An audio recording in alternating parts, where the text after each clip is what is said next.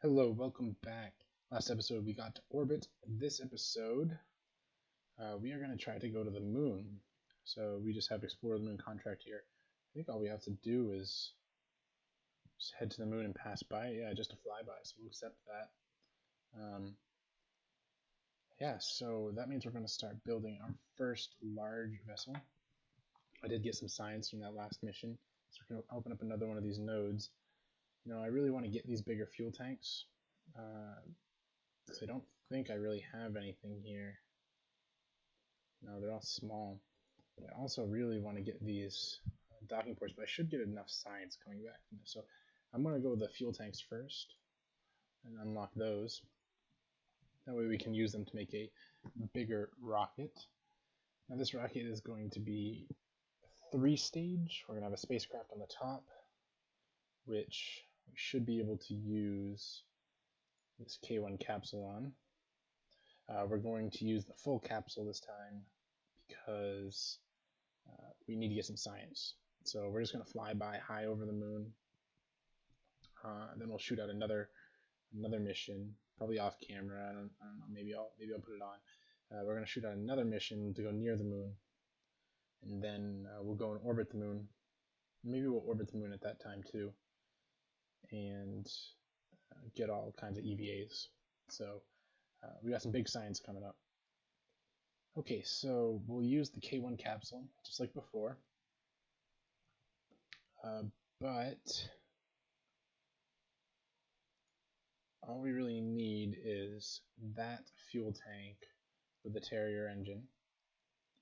Don't really like that, so I'm going to take, there we go. And then let's put ourselves on another decoupler, combine those together. Now this says 523 meters per second, that's at sea level. I think I can change it in vacuum. Yeah, so it has 2100 meters per second in vacuum. So that's a big difference. Okay, so let me zoom out a little bit here. So we're going to have to get this vessel up in orbit, and we're going to have a third stage, a middle stage, which we use to get to the moon.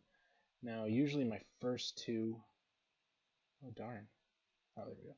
Usually my first couple missions are a little touch and go with this because you kind of got to gauge it. It's been a while for me, so that's not going to be enough fuel. You kind of have to gauge it and figure out the best configuration. It's really the engine sizes and the engine burns that you got to get used to. So we'll see how it goes. So if I can get this into the vacuum, I should have plenty of delta V to get me where I need to go. The problem is getting this whole thing up into orbit. Now I will have to burn some of it to circularize. Obviously, I'm not going to have a huge first stage. Do I even have a big enough coupler? Oh, I do. Good. Whew. All right. So that is our first. That's our space transfer stage, or two stages. This one's going to get us to the moon, and then this one is going to circularize us around Kerbin, then get us to the moon, and this one's going to bring us home. Should be plenty of delta V for this, so we'll just go on and tack some of these guys down. What's my mass at? 513 tons. What's my engine? So I'm getting ready to max out my engine's thrust to weight capability. But it still says I have 244 or 2400 meters per second in delta V at sea level. So I should have more than enough, and that should get me off the ground right there at 568, and then 543 newtons of weight. So that should be able to get me off the ground. Let's go with a nice simple one. Again, we don't need much because even getting just this top stage most of the way to the moon would be more than enough. So. Okay, so we got that ready to go. We'll call this the K1R2, I guess. And and save it. Alright, so this will be our lunar rocket here. It should have enough to get us to get this whole K1 capsule all the way up there and to fly by. Now, when you put your, what are these called, launch struts, I guess, whatever, when you put these on, you want to put them so they're in line with your center of mass. That way when they go off, they create a little lateral force where they go off. So let's say I have one sitting here and two sitting here. Well, these two are going to negate each other, but this one's going to create a little lateral force pushing this one in this direction. So it creates a little instability at the beginning. So just a little tip there. And also putting it on your center mass makes it a little more stable when the crafts get bigger. I actually don't need three. I actually don't need four. I only need three of them. Okay, so let's set this up. Good. Or max thrust. Alright, so we're going to save that. And let's see which crew member needs experience. Looks like Jeb's already gone up there. So let's get Valentina up there. We're going to launch. Okay, so a little note on getting to the moon. Oh, I can't set targets yet. Okay, let's see if I can, I can make this work without being able to set targets, but let's see if I have enough money to update my tracking center. If I do, then that'll make things a little easier for me.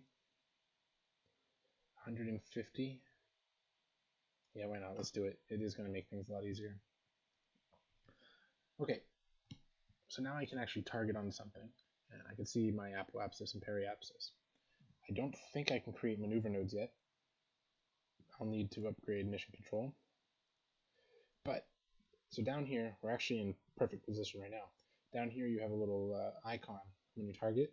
This is the retrograde target icon. So right now we're pointing 45 degrees normal to our retrograde line. So retrograde line would be pointing directly away from the moon, and prograde is pointing directly at the moon, which is on the other side, 45 degrees from our anti-normal, which is directly into the center of Kerbin. So if this is our normal line, our retrograde line is right here, and prograde's in that direction, towards the moon. So what you want to do is you want to get your retrograde line right about 45 degrees from your normal. And like I said, we're in perfect position right now, and you launch. Now that should give you plenty this should give you good positioning so that once you hit the top of your orbit and you're circularizing, you should continue your burn and link up with the moon. And I'll show you that here. So there's our resources. We're good to go. Valentina's all strapped in. SAS is on. We have our rocket ready to ignite. Oh, lucky thing. Ooh, that was close. Okay, so I'm going to pin these guys open like I did before, because I will be flying by. It's not like it's going to be fast or anything, but we have a pretty big window of when we can do things. I just like doing it down here because then I don't have to deal with it. Sometimes it's dark up in space, so it makes things a little bit more difficult. All right, close that. All right, and we have liftoff in 3, 2, 1, liftoff. Now you can see how slow we're moving here. That's because our thrust weight ratio was not high enough. I think it was a little too close to 1. Should have been about 1.1, 1.2. But we should be able to go just fine here. I'm going to time warp ×2. This craft is small enough I can go ×3 just fine. And eventually we're going to, yep, there we go. We're hitting 1.1 now. Check my apoapsis, steadily climbing. So as you can tell, our G's are going to increase. I don't want it. I'm trying to get through the atmosphere right here, and I'm going to start decreasing it, keeping it close to 1. This is going to decrease how much fuel I spend, and it's going to increase how much control I have in the atmosphere. Alright, I'm hitting 20, so I'm going to make a little bit of a turn. So I can start creating some lateral speed. Now this first stage is really just to get us up and get us as high as we can. That second stage is what's going to do most of the work for us. Just want to get as much lateral speed as I can out of this first stage. We will get out of the atmosphere in the first stage, but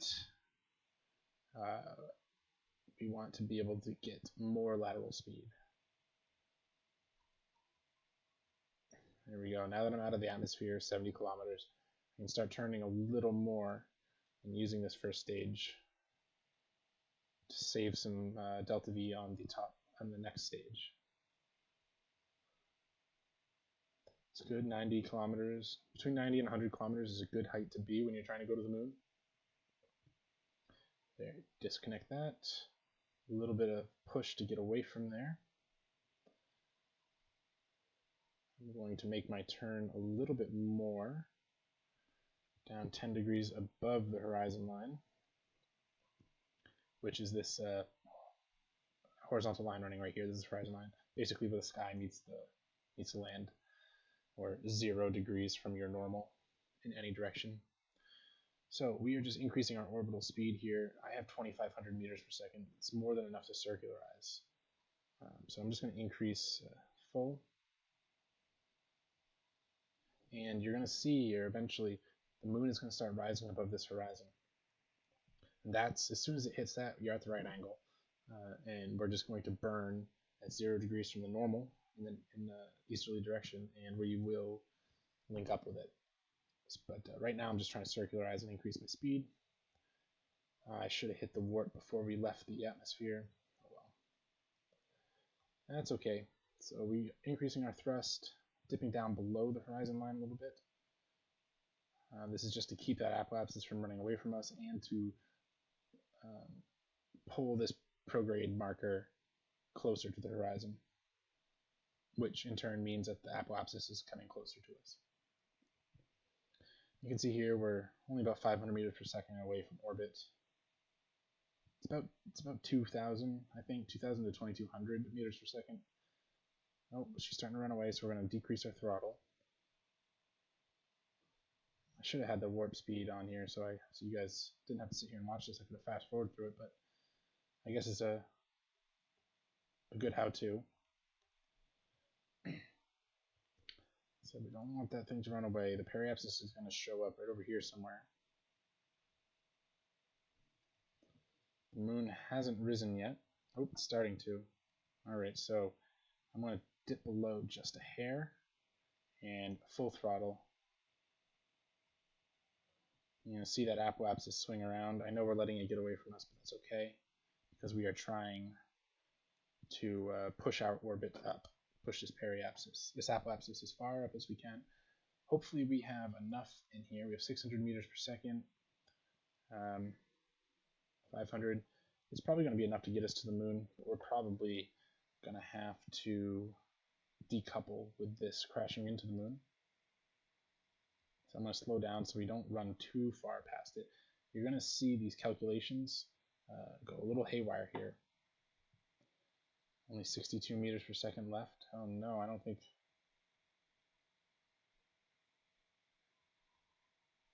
Alright, I want to see if I can crash it into the moon. Waiting for this periapsis to go to 0.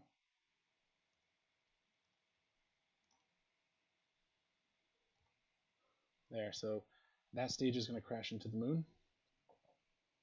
So I am going to decouple.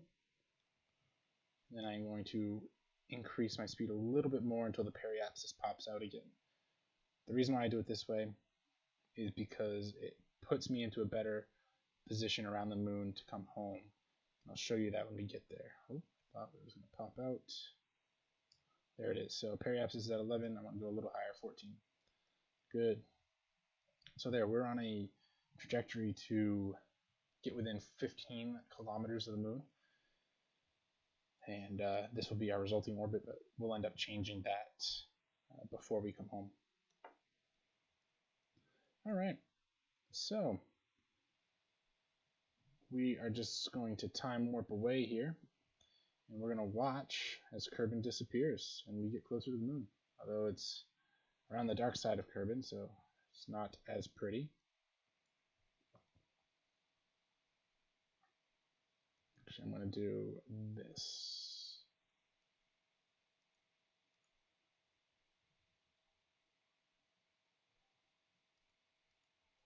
Is it not working? Oh, I can't. Sorry, I can't do that until I have the mission control upgraded. So there we go.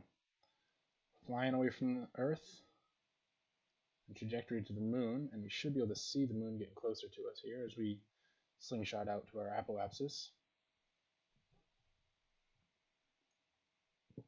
And there, we are now under lunar influence. Our contract is now complete. I'm going to get all this science. Oh. So we're going to observe, log, crew report. We're going to EVA. Board. All right. So we're looking pretty good here. We're going to, once we get down to the periapsis, we're going to burn in whatever direction is retrograde to our orbit around Kerbin. So what's important to know about orbital mechanics here is we're orbiting around the moon. We have a trajectory going in past the moon, but this whole time we are still orbiting Kerbin. So we still have a trajectory in Kerbin, which is roughly this yellow line. So when we get to the periapsis, we can line up so that we're pointing parallel to our tangent line here. Or, well, actually, I'll probably just point parallel to the tangent line with the moon's orbit around Kerbin. That way we can decrease our lateral velocity around Kerbin and bring our periapsis in. So you'll see all that in just a second. So we are good. We have gathered our science.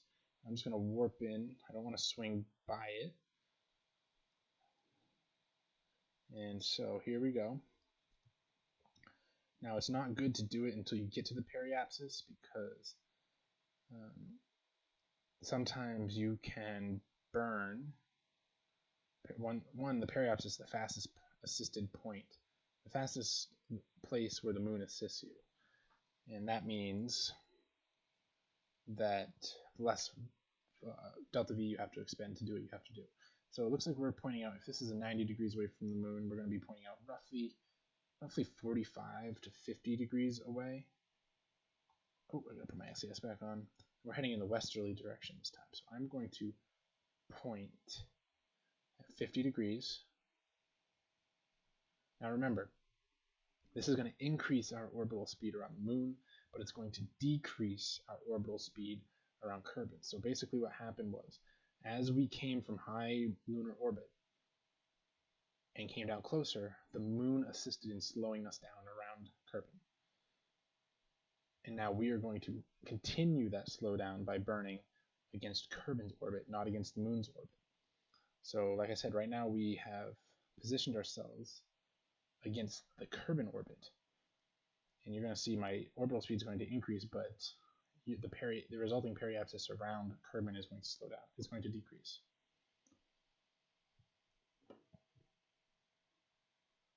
Those are calculations on the backside. So when we come back around on this orbit, we're going to hit the moon again.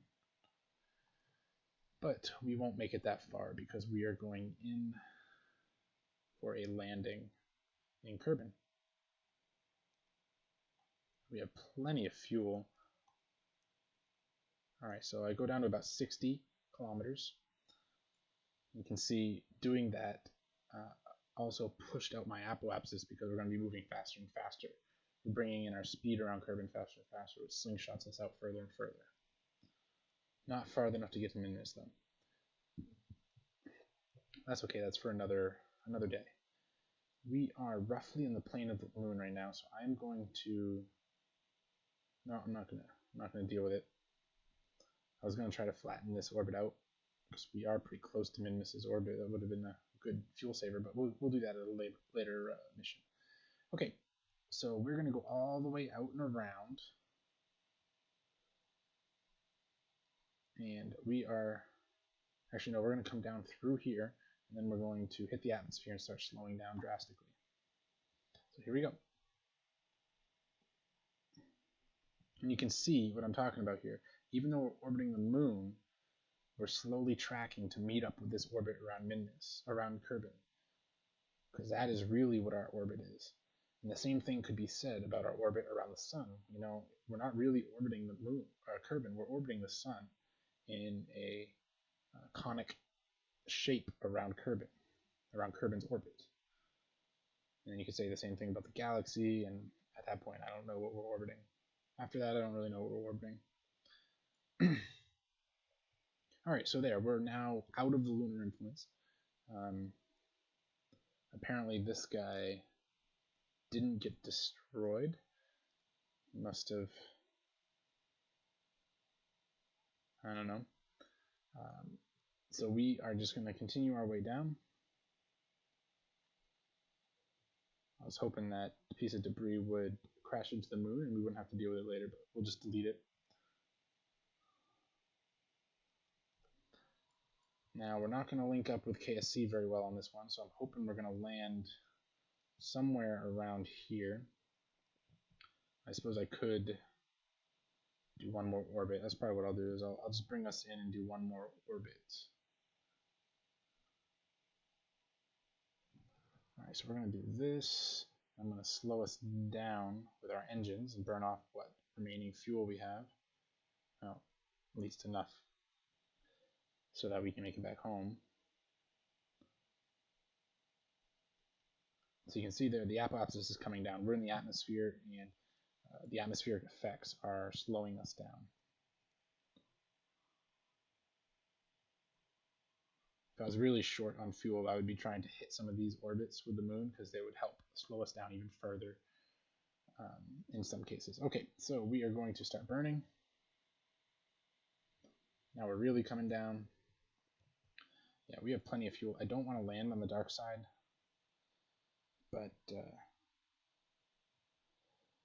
we'll make it work. So we're going to pop back out into the vacuum of space, and we're going to come down again. I just got to make sure I don't bring us in too low. It shouldn't matter because I'm hitting 64 kilometers, so that means I'm on my way out of the atmosphere. Alright, so there, we're going to fast forward our way out of the atmosphere and come back. We very well might come close to the KSC, and this could turn out really well. Alright, we're out, so now we can do the faster warp.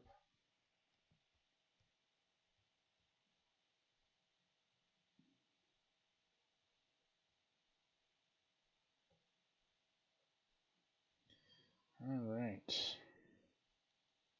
So here, I'm going to bring our periapsis down. We're going to start our descent home. Because I'm trying to get us as close to the space center as I can. Not that it really matters, it's just a fun little attempt. This thing's a little more challenging. It's not going to be close. I'm probably going to land somewhere over here. But actually, I'll probably land out here somewhere. So there we go. We're coming in.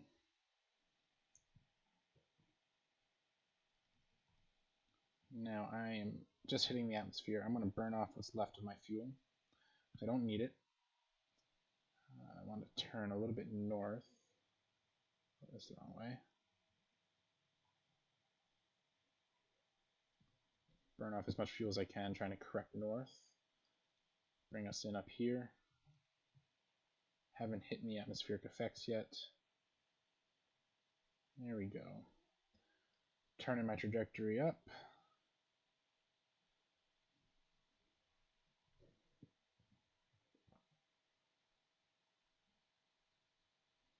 This is going to be pretty good.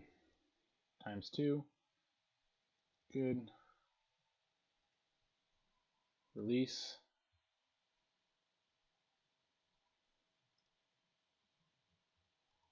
Rotate, so my window is going to be facing space. There, we just hit atmospheric effects, so it's good timing. Alright, so we are on our way in. And I'm hoping that we're going to land right in between these. It was a pretty good Oops. The atmosphere will help keep our vessel balanced. Yeah, this is going to be a good landing. There goes our debris flying by. There we go. I brought us in pretty close. Not bad at all. Alright guys, so that's going to call it for that. You know, we just flew by the moon and came home for a landing. Gathered all kinds of science. We'll use that science to unlock some, probably that docking node, and I imagine the docking or rendezvousing above Kerbin is going to be a contract soon, and we'll be able to nail that contract right off the bat. But we should have gotten a bunch of science from that. We're going to find out right now. And yeah, I'll see you guys next time. We're going to either rendezvous or we're going to try to go in closer to the moon and get some more science. Yeah, look at that, 123 science. We get another node unlocked. Yeah, thanks for watching. See you next time.